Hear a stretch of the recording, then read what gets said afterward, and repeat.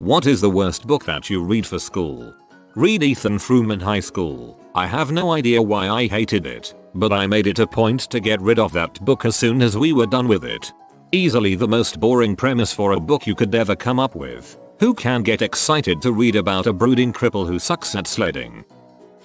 Having to read Don Quixote in the original Spanish and then again in the modern to see if we understood the original. I swear that teacher was a sadist. Most of the books I hated weren't because of the book but because of how the teacher and my classmates approached the book. For example, Lord of the Flies. We talked a lot about Freud and leadership. My teacher liked attributing different characters to the id and the ego and claimed the author purposely did that. But there's a statement from the author that explicitly said the opposite. And for leadership she asked if it's possible to be a good leader but a bad person. I said yes, and apparently that was wrong. That was the point of the book. The two factions had different leadership styles. The one was based off civilized democracy with the conch shell and voting but was ineffective in the situation. The other was effectively a dictatorship and eventually wins because even though the kid was a total jerk, he was an effective total jerk. 7 Habits of Highly Effective Teens. F that book right in the A.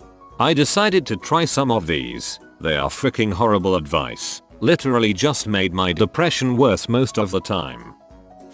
The Boy in the Striped Pajamas. I understand the message the author was trying to put across, but it's the most unrealistic portrayal of death camps. No German kid would have ever gotten near a prisoner. No German kids would be unaware who Hitler was. It totally ignored the historic record.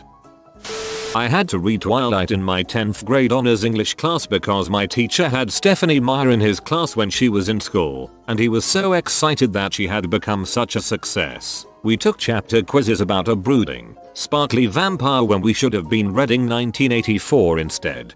That's ridiculous, but it's also so sweet that her former teacher is so proud of her. I wish I could read the quiz answers, which I'm guessing involved mushroom ravioli, rescue by Volvo, Frasier scented blood, Jacob's werewolf transformation as a metaphor for puberty, and vampire baseball. I had a teacher who managed to make Huckle brief and boring. Also the Hatchet. That teacher was gifted with being terrible. Hatchet was a fantastic read and one of my favorite books growing up, so hearing that is petty sad. Ethan Frome, who tries to commit suicide by sledding into a tree. Awful characters in an awful book who could have solved all their problems by moving to Tahiti. I hated Jane Eyre. Absolutely hated it. Jane was boring. Rochester was an butthole. The prose was coma-inducingly boring. I decided to reread it as an adult because I went through a classics kick. And to my shock and utter dismay, I loved it. I found Jane so much more relatable. I found Rochester somewhat less creepy. I could understand their motivations and sympathize with their challenges. And that's the day I realized that force-feeding high schoolers books that they cannot relate to is the best way to poison the experience of reading and ensure that they'll never read another book after they graduate. To clarify, not saying it's not important to teach kids to read. I'm saying that there are ways to teach literacy and critical reading skills without assigning the Divine Comedy and Moby Dong to high schoolers. Romeo and Juliet in high school, an absolute bore. Romeo and Juliet in a college Shakespeare class, one of the funniest dang plays I've ever read. 13 Reasons Why was terrible and I still refuse to watch the show because of it. While having the greatest chapters in history, My Mother is a Fish, as I lay dying was a nightmare for a 9th grader to try and interpret. Yes, I loved Faulkner later, but I was reading that in 9th grade, got to My Mother is a Fish and couldn't stop laughing long enough to finish the assigned reading. Reading Great Expectations was like pulling teeth. I really hated The Awakening in high school. I kinda want to read it again to see if it was actually bad or just my attitude at the time, but man, it was basically impossible to lead any kind of productive discussion on that book because our whole class hated it. The Scarlet Letter. Oh yeah, the big A in the sky. Oh, symbolism. God, I hated that book. The Pearl by Steinbeck.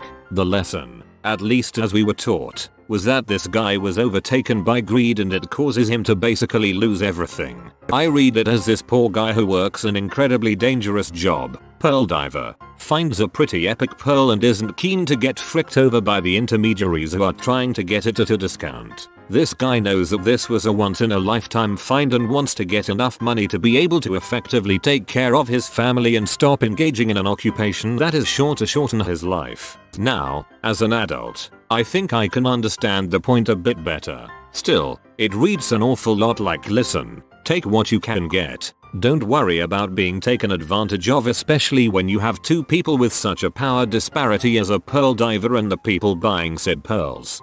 I read it on my own and got the message that the poor are often unjustly fricked in the butt by the rich and change is needed. Especially convincing when you realize Steinbeck was a struggling Great Depression era writer. His works frequently explore the themes of fate and injustice, especially as applied to downtrodden or everyman protagonists. Wikipedia. Hard times. The sentences were so long I forgot what the beginning was about by the time I got the end. This is so Dickens. Moby Dong is a regular part of AP English, but holy crap, I could not get into it at all.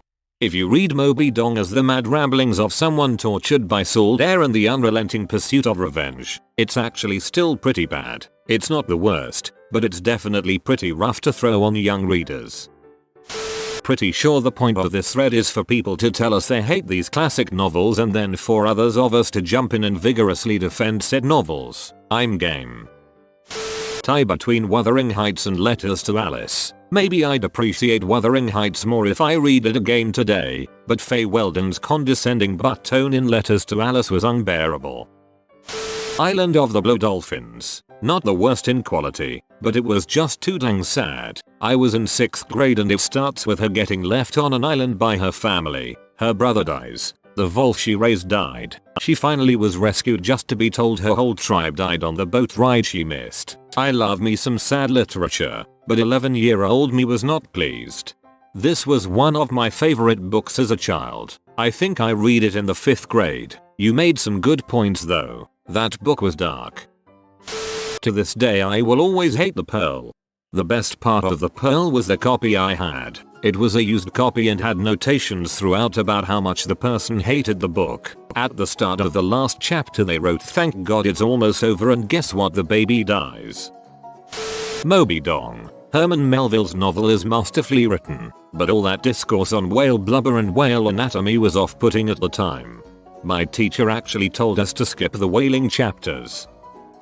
Scarlet Letter by far. Extremely slow pacing. Loads of unnecessary imagery, and for a group of high schoolers it just pushed us all to use SparkNotes for it and every other book we had. If I hear about the goddamn door or rosebush one more time, worst use of imagery ever.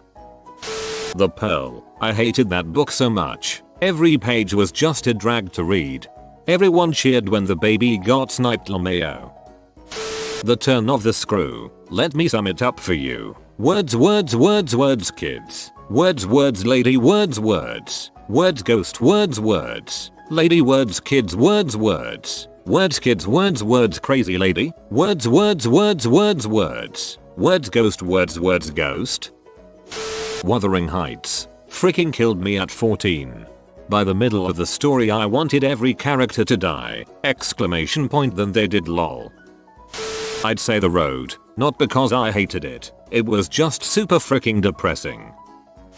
Economics III. It was pretty boring.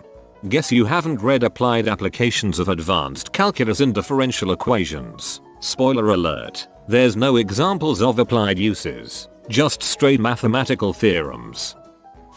I hated a separate piece, and I loved most everything I had to read for school. Well, except Dickens.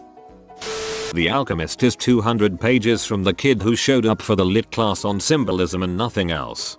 I can't believe nobody liked this book. I mean, when the crazy scientist fused his daughter with a dog, that got me right in the feels. Hamlet. Let me explain, because I actually love the story after reading it at my own pace. My honors sophomore English class teacher should not have been allowed to teach this class. He constantly ran behind schedule and would punish us for it. At the end of the year I think we were supposed to read, finish and discuss Hamlet in about a month or two and write a paper about it. What actually happened was we had 2 weeks before the year ended, so he just read us the SparkNotes version of the story and made us act out scenes in lieu of writing a paper or having discussions about it. He was promptly made the gym teacher next year. Johnny Tremaine in 5th grade. That book made me seriously hate reading because it was so slow and boring.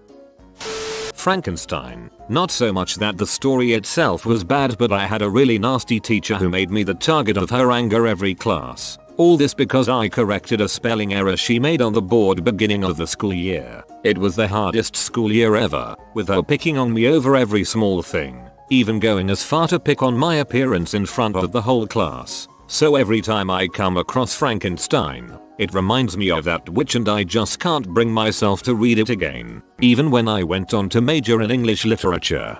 That's a shame. I really liked Frankenstein.